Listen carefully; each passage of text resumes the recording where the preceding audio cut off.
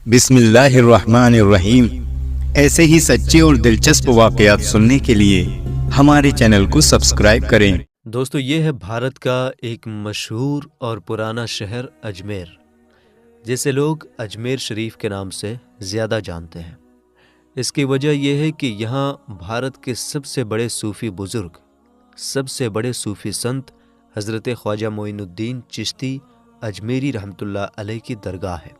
یہ درگاہ 50، 100 یا 200 سال پرانی نہیں ہے، بلکہ لگ بھگ 800 سے 900 سال پرانی ہے۔ یہ خاص جگہ نہ صرف مسلمانوں کے لیے بلکہ ہندو اور دوسرے دھرموں کے لوگوں کے لیے بھی بہت ہی احترام کے قابل ہے۔ اگر آپ اجمیر جائیں اور اس درگاہ پر پہنچیں تو دیکھیں گے کہ یہاں جتنے مسلمان آتے ہیں اتنی ہی بڑی تعداد میں، اتنی ہی بڑی سنکھیا میں ہندو اور دوسرے دھرموں کے لوگ بھی آتے ہیں۔ اجمیر میں اس درگاہ کی اہمیت کا اندازہ آپ اس بات سے لگا سکتے ہیں کہ اتہاس میں بڑے بڑے راجا، مہاراجا، بادشاہ اور سلطان یہاں آتے رہے ہیں، لیکن آج کے زمانے میں، آج کے دور میں بھی اس درگاہ کی مانیتا اتنی ہی زیادہ ہے۔ بھارت میں چاہے سرکار کانگریس کی ہو یا بی جے پی کی، دیش کے بڑے بڑے منتری یہاں پر اپنی چادر ضرور بھیجتے ہیں۔ اسی سال 2024 کے جنوری مہینے میں بھارت کے پردھان منتری نریندر مودی نے بھی یہاں پر چڑھانے کے لیے چادر پیش کی تھی۔ اب اگر ہم کچھ دلچسپ اور ایتہاسک حقیقت کی بات کریں تو بھارت کے ایک طاقتور اور مشہور مغل بادشاہ اکبر سمراٹ سے جڑی ایک خاص کہانی سامنے آتی ہے۔ کتابوں میں لکھا ہے کہ جلال الدین محمد اکبر جو بھارت پر راج کرتے تھے، ان کے پاس سب کچھ تھا، لیکن ایک چیز کی کمی کا انہیں بہت افسوس رہتا تھا، اور وہ تھا اولاد کا نہ ہونا۔ ان کے 2 بیٹے حسن اور حسین پیدا تو ہوئے تھے، لیکن ان کی موت ایک ہی مہینے کے اندر ہو گئی تھی۔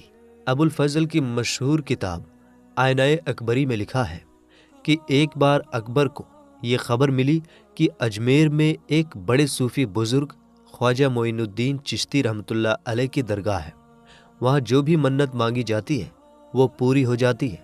یہ سن کر اکبر نے بھی منت مانگی کہ اگر اس سے بیٹا پیدا ہوا تو وہ پیدل چل کر درگاہ پر حاضری دینے آئے گا۔ بیٹے کی خواہش نے اکبر کو اس وقت کے ایک مشہور صوفی بزرگ شیخ سلیم چشتی سے ملنے کا حوصلہ جگا دیا۔ شیخ سلیم چشتی جو آگرہ میں رہتے تھے، چشتی سلسلے سے تعلق رکھتے تھے۔ اکبر پہلی ملاقات میں ہی ان سے اتنا پربھاوت ہوا کہ وہ بار بار ان سے ملنے جانے لگا۔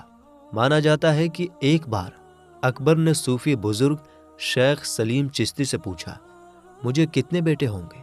شیخ نے جواب دیا، 3 بیٹے ہوں گے، اور ہوا بھی ایسا ہی۔ کچھ سال بعد اکبر کا پہلا بیٹا پیدا ہوا۔ شیخ سلیم چشتی کی نسبت کی وجہ سے اکبر نے اپنے اس بیٹے کا نام سلیم رکھا۔ یہی سلیم آگے چل کر بادشاہ جہانگیر کے نام سے مشہور ہوا۔ میرے دوستو، پاروتی شرما نے اپنی کتاب an intimate portrait of a great Mughal Jahangir میں ایک دلچسپ قصہ لکھا ہے۔ انہوں نے بتایا کہ ایک بار اکبر نے شیخ سلیم چشتی سے پوچھا، آپ ہمارے ساتھ اس دنیا میں اور کتنے وقت تک زندہ رہیں گے؟ اس پر شیخ نے کہا، جب تک شہزادہ سلیم اپنا پہلا سبق یاد کر کے اسے ہو بہو دہرا نہ دے۔ یہ سنتے ہی اکبر نے سلیم کی پڑھائی لکھائی ترنت بند کروا دی اور اس بات پر نظر رکھنے لگا۔ لیکن اچانک ایک دن سلیم نے کچھ سنا اور اسے ویسے ہی دہرا دیا۔ اس کے بعد شیخ سلیم چشتی کی طبیعت خراب ہونی شروع ہو گئی اور کچھ دنوں میں انہوں نے اس دنیا کو الوداع کہہ دیا۔ شیخ سلیم چشتی کی وفات کے بعد بھی اکبر نے اجمیر شریف جانا بند نہیں کیا، بلکہ وہ مسلسل لگاتار وہاں جاتا رہا اور درگاہ کے لیے خوب سارا ڈونیشن وغیرہ بھی دیتا رہا۔ اب اگر ہم خواجہ غریب نواز رحمۃ اللہ علیہ کی زندگی پر نظر ڈالیں، جن کی درگاہ اجمیر شریف میں ہے، تو اتہاس بتاتا ہے کہ ان کی پیدائش 1141 عیسوی کے قریب ایران کے سیستان شہر میں ہوئی تھی۔ بہت کم عمر میں ان کے والدین یعنی ماں باپ کا وصال ہو گیا۔ اس کے بعد خواجہ معین الدین چشتی صوفی ازم یعنی صوفی زندگی سے بہت پربھاوت ہو گئے۔ بعد میں انہوں نے بخارا کا سفر کیا، جو اس وقت دنیا کا ایک بڑا ویاپارک کیندر تھا۔ آج کے وقت میں یہ شہر ازبکستان میں ہے۔ یہاں پر ان کی ملاقات چشتی سلسلے کے صوفی بزرگ حضرت خواجہ عثمان ہارونی سے ہوئی۔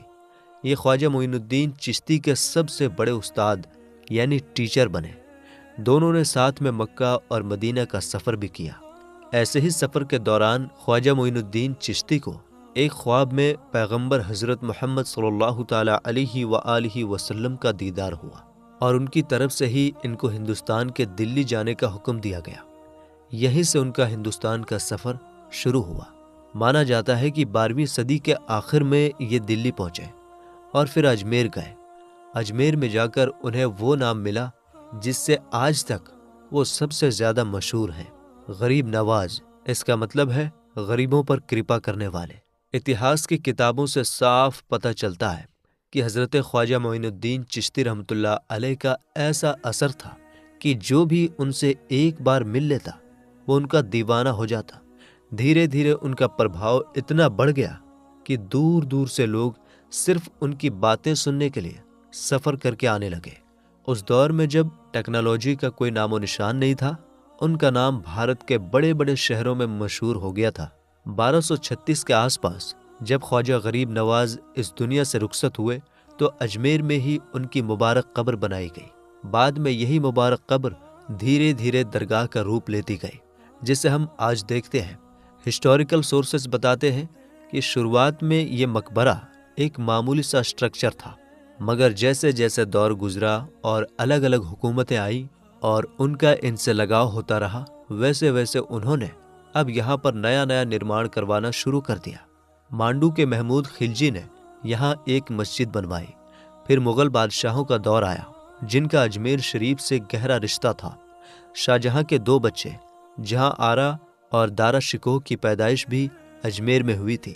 جہاں آرا کو خواجہ غریب نواز سے اتنی محبت تھی کہ انہوں نے ان کی بایوگرافی بھی لکھی۔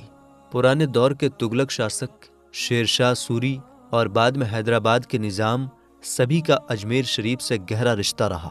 1911 میں جب انگلینڈ کے راجا جارج V کی دلی میں تاج پوشی ہوئی تو ان کی رانی میری اجمیر شریف کی درگاہ پر آئیں۔ انہوں نے درگاہ کی ایک ٹنکی کی مرمت کے لیے 1500 دان دیے۔ آج بھی اس ٹنکی کو وکٹوریا ٹینک کے نام سے جانا جاتا ہے۔ اگر آپ اجمیر کی اس درگاہ پر جائیں گے تو وہاں آپ دیکھیں گے کہ خواجہ معین الدین چشتی اجمیری رحمۃ اللہ علیہ کی قبر کے ساتھ ساتھ ان کے پریوار کے 8 اور لوگوں کی قبریں بھی موجود ہیں۔ یہاں ایک مسجد بھی ہے جسے اکبری مسجد کہا جاتا ہے۔ یہ مسجد مغل بادشاہ شاہجہاں نے بنوائی تھی۔ اس کے علاوہ یہاں جہانگیر اور شاہجہاں کے بیٹوں کی بھی قبریں ہیں۔ اجمیر میں 3 بڑے گیٹ ہیں۔ نمبر 1 نظام گیٹ، اسے حیدرآباد کے نظام میر عثمان علی نے بنوایا تھا۔ نمبر 2 جنتی دروازہ اور نمبر 3 بلند دروازہ۔ ہر سال یہاں رجب کے مہینے میں عرس منایا جاتا ہے۔ اس موقع پر لاکھوں لوگ درگاہ پر آتے ہیں۔ عرس کے دوران کھانا بنانے کے لیے 2 بڑی دیگوں کا استعمال کیا جاتا ہے۔ بڑی دیگ اسے بادشاہ اکبر نے پیش کیا تھا۔ اس میں ایک بار میں 2800 کلو چاول بن سکتے ہیں۔ چھوٹی دیگ اسے بادشاہ جہانگیر نے پیش کیا تھا۔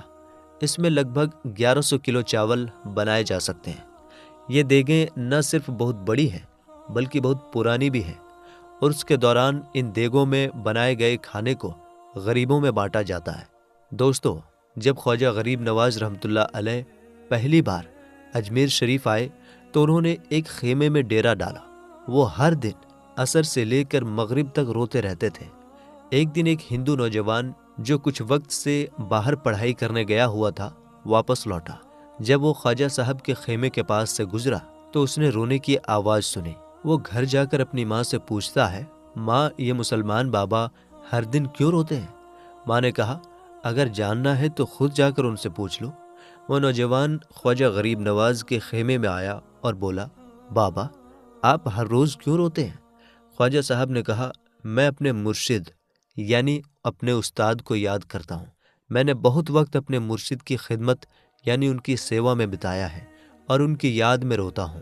نوجوان نے کہا، میں نے تو سنا ہے کہ انسان درد یا تکلیف میں روتا ہے، لیکن آپ کو تو محبت ہے، محبت میں بھی رونا آتا ہے؟ خواجہ صاحب نے کہا، ہاں محبت میں بھی انسان روتا ہے۔ نوجوان بولا، تو مجھے بھی رونا سکھائیے۔ خواجہ صاحب نے کہا، ٹھیک ہے، لیکن اس کے لیے 2 شرطیں ہیں، مسلمان بن جاؤ اور میرا مرید یعنی میرا ششیہ بن جاؤ۔ نوجوان نے کہا میں اپنی ماں سے اجازت لے کر آتا ہوں۔ جب اس نے ماں سے پوچھا تو ماں نے کہا تو بہت ضدی ہے، تو جو ارادہ کرتا ہے اسے پورا کرتا ہے، جا جو کرنا ہے کر لے۔ وہ واپس آیا اور خواجہ غریب نواز سے بولا بابا میں مسلمان بننا چاہتا ہوں اور آپ کا مرید بھی۔ خواجہ صاحب نے اسے مسلمان بنایا اور اپنا مرید بنا لیا۔ اس کے بعد وہ نوجوان ہر وقت خواجہ غریب نواز کے ساتھ رہتا، ناشتے کے وقت، سحری کے وقت اور دن بھر۔ دھیرے دھیرے وہ خواجہ غریب نواز کا دیوانہ بن گیا اور ان کا سچا عاشق ہو گیا۔ کچھ وقت بعد خواجہ غریب نواز نے اس نوجوان سے کہا اب 3 دن کے لیے تم گھر چلے جاؤ، ان 3 دنوں میں تم مجھ سے نہیں ملو گے۔ نوجوان نے کہا ٹھیک ہے میں چلا جاتا ہوں۔ جب وہ گھر پہنچا تو عجیب حالت ہو گئی۔ یہ نوجوان جو ہر روز 3 روٹیاں کھاتا تھا اس دن ایک نوالا بھی نہیں کھا پایا۔ اسے ایسا لگنے لگا جیسے کچھ کمی ہو۔ پہلے دن ہی اسے نیند نہیں آئی، وہ بے چینی میں گھر کی چھت پر چلا گیا۔ اس کی ماں نے اسے دیکھا اور پوچھا بیٹا کیا ہوا؟ نوجوان بولا ماں مجھے سمجھ نہیں آ رہا، آج نیند بھی نہیں آ رہی اور کھانا بھی نہیں کھا پا رہا۔ ماں نے کہا ٹھیک ہے سونے کی کوشش کرو۔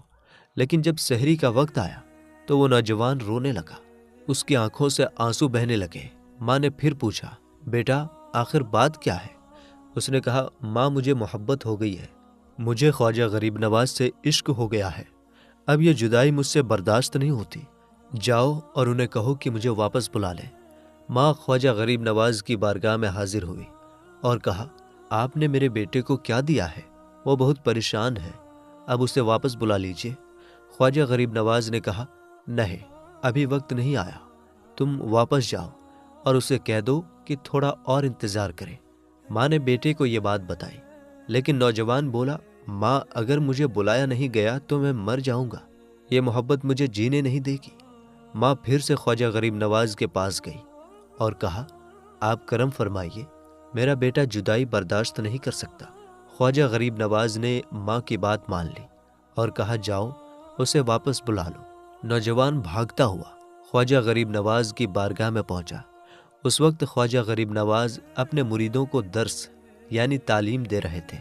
نوجوان نے خواجہ غریب نواز کو دیکھا اور روتے ہوئے ان کے قدموں میں گر پڑا۔ وہ لپٹ کر رونے لگا۔ سارے مرید یہ منظر دیکھ رہے تھے۔ خواجہ غریب نواز نے اس سے پوچھا اب پتہ چلا محبت میں کیسے رویا جاتا ہے؟ نوجوان نے کہا ہاں مجھے اب سمجھ آ گیا۔ خواجہ غریب نواز نے کہا آج رات تم نے کھانا کھایا؟ اس نے کہا نہیں۔ خواجہ غریب نواز بولے میں نے بھی نہیں کھایا۔ پھر انہوں نے پوچھا تم سوئے؟ اس نے کہا نہیں۔ خواجہ غریب نواز بولے مجھے بھی نیند نہیں آئی۔ یہ سن کر سارے مرید رونے لگے۔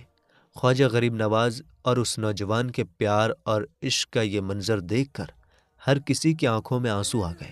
میری داستانِ حسرت وہ سنا کے روئے، میری داستانِ حسرت وہ سنا کے روئے، میرے آزمانے والے مجھے آزما کے روئے۔ کوئی ایسا اہل دل ہو کہ فسانۂ محبت، میں اسے سنا کے روؤں وہ مجھے سنا کے روئے۔ میرے دوستو آخر میں ہم امید کرتے ہیں کہ ہماری اس چھوٹی سی ویڈیو سے آپ لوگوں کو اجمیر شریف کی اس اہم درگاہ کے بارے میں بہت کچھ جاننے کو ملا ہوگا۔ ویڈیو اگر سچ میں انفارمیٹیو ہو تو اسے لائک کر دیجیے گا اور اپنے کچھ قریبی دوستوں اور رشتہ داروں میں ضرور شیئر کر دیجیے گا۔ چینل پر اگر پہلی بار آئے ہیں تو سبسکرائب کر لیجیے، اسی طرح کی ویڈیو آپ کو وقت پر ملتی رہے۔ ملیں گے انشاءاللہ تعالی اگلی ویڈیو میں۔ السلام علیکم، اللہ حافظ۔